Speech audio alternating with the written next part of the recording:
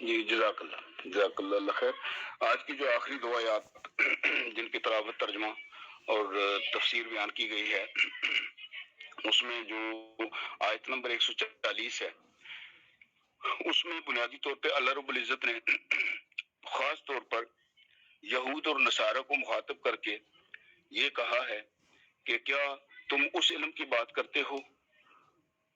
جس کا تم یہ سمجھ نہیں ہے؟ کیا تم وہ بات کرنا چاہتے ہو جو میں نے انبیاء کے اوپر نہیں اتاری، جن کا انبیاء کو نہیں کہا، اور تم وہ بات کرتے ہو اور وہ کہتے ہو کہ یہ علم ہے جو ہمیں انبیاء کی طرف سے ملا ہے؟ اور پھر رب کریم نے حضرت ابراہیم علیہ السلام، اسماعیل علیہ السلام، اسحاق علیہ السلام، یعقوب علیہ السلام، ان سب کا نام لے کر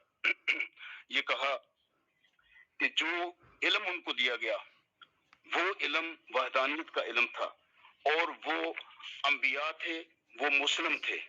وہ ایک وحدانیت جو مسلمان کے لیے ہو سکتی ہے، اس وحدانیت کا انہوں نے پرچار بھی کیا اور لوگوں کو اس کی تبلیغ بھی کی۔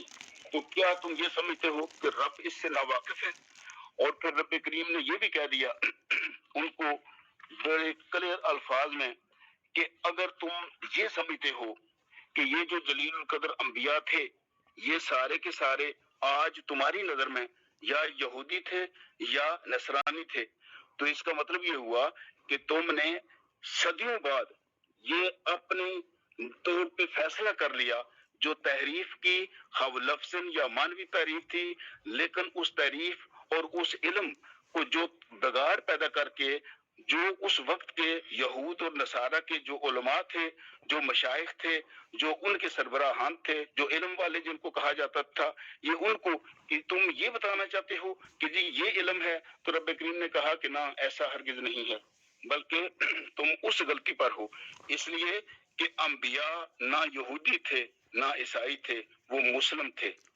اور مسلم جو ہے وہ رب کریم کی سنت پر چلتا ہے، اور رب کریم کی سنت یہ ہے کہ حضرت آدم علیہ السلام سے لے کر آپ صلی اللہ علیہ وسلم تک ایک ہی دین ہے، اور وہ دین اسلام ہے، اور وہ دین توحید کا دین ہے، اور اس میں وہی شریعت ہے جس کی تکمیل آپ صلی اللہ علیہ وسلم کے اوپر مکمل ہوئی ہے۔ تو یہ دراصل اس آیت میں ان کو نفی کی گئی ہے کہ جو یہ سمجھ رہے ہیں یہ ممکن نہیں ہے۔ آخری آیت جو 141 تھی، یہ اس کو ریپیٹ کیا گیا ہے، اس میں دراصل یہ کہا گیا ہے، یہ پکا، یہ ہمارے لیے بھی اتنا ہی ہے، یہ لیسن ہمارے لیے آج اس قدر ہے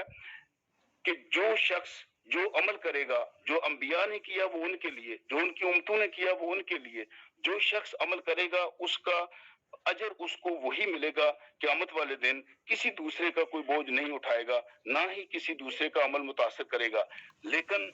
یہ کہہ دیا گیا ساتھ یہ کہ چونکہ انبیاء قیامت والے دن اپنی اپنی امت کے اوپر گواہ ہوں گے، اور انبیاء کو یہ ذمہ داری ہے کہ وہ گواہی دیں گے، دوسری طرف پیغمبران نے امت جو تھے ان کا یہ بھی فرض تھا کہ وہ اپنی امت کو وہ سارا دین جو اس وقت کے تحت رب کریم نے پہنچایا ان تک، وہ اپنی امت تک اس کی ترسیل کر دیں، اور ہر نبی اس بات کی گواہی دے گا کہ میں نے رب کریم کا علم اور حکم اور احکامات کا وہ سلسلہ جو ان کی زندگی اور نبوت میں جاری رہا وہ من و ان انہوں نے امت تک پہنچا دیا۔ یہ امت کی بھی ذمہ داری لگا دی گئی کہ وہ امت اس جو ان تک میسج پہنچا ہے وہ میسج آگے لوگوں تک اپنی زندگی میں پہنچاتے رہیں، خود عمل کریں اور دوسروں تک پہنچائیں۔ یہی طریقہ کار آپ صلی اللہ علیہ وسلم کی امت کے لیے بھی ہے کہ امت کا ہر فرد مبلغ ہے، ہر فرد ذمہ دار ہے، لیکن اپنے اعمال کا جب دین کی بات آئے گی تو ہم سب میں سے ہر ایک کی ذمہ داری ہے کہ وہ رب کریم کا دین جو آپ صلی اللہ علیہ وسلم نے قرآن پاک اور اپنی سیرت کے ذریعے ہم تک پہنچایا وہ ہم دوسروں تک اسی طرح سے پہنچائیں، اور خاص طور پر ہم میں سے کوئی بری الذمہ نہیں ہو سکتا،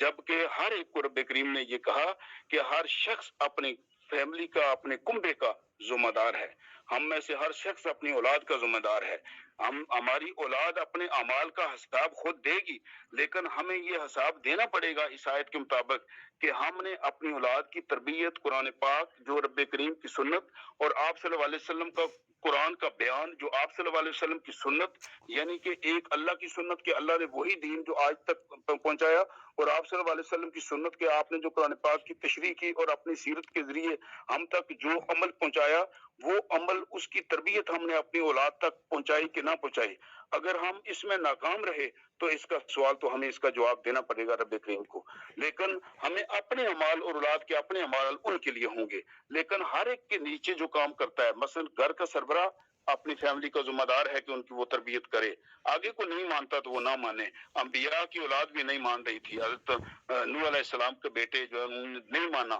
تو وہ اپنا حساب دے گا. لیکن حضرت نوح علیہ السلام نے اپنی ذمہ داری پوری کی تھی اور کہا تھا کہ بیٹے رب کریم ایک ہے، واحد ہے، وحدہ اللہ شریک ہے. اس کا یہ جو پیغام ہے یہ ہم سب کے لیے ہے. ہمیں اسی کی جو عبادت کرنی ہے، شرک سے باز رہنا ہے، لوگوں کا خیال کرنا ہے، غریبوں، یتیموں، مسکینوں، لوگوں کو اپنی ہدایت جو رب کریم نے ہمارے گھر میں پہنچائی ہے وہ ہمیں دوسروں تک پہنچانی ہے. وہ اس طرف نہ آیا. وہ ان بڑے بڑے لوگوں کے ساتھ جو آپ سے جو نوح علیہ السلام کا مذاق اڑاتے تھے ان کی ساتھ ہو کے وہ چلتا اور باتیں کرتا رہا. رب کریم نے کہا کہ یہ آپ کے کنبے میں سے نہیں ہے. تو دراصل جو دین کو، اصل دین کی تبلیغ نہیں کرتا، نہیں مانتا، وہ دراصل اس کنبے سے فارغ ہو جاتا ہے. تو ہمیں